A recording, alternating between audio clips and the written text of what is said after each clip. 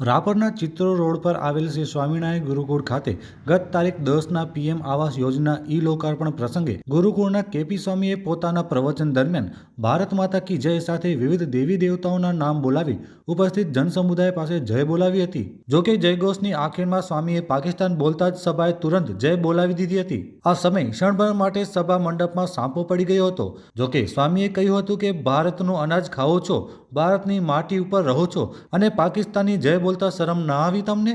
અલબત્ત સ્વામીના રાષ્ટ્રભાવ જગાવવાના ભાવાર્થનો અધૂરો વિડીયો હાલ સોશિયલ મીડિયા પર વાયરલ થઈ રહ્યો છે।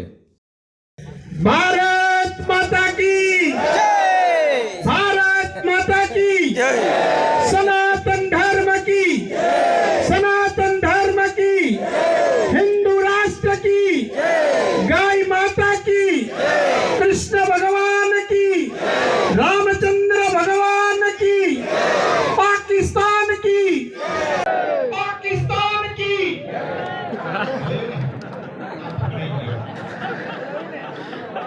जे भारतનું અનાજ ખાઓ છો, જે ભારતની માટી ઉપર રહો છો, પાકિસ્તાનની જય બોલતા તમને શરમ ના આવી?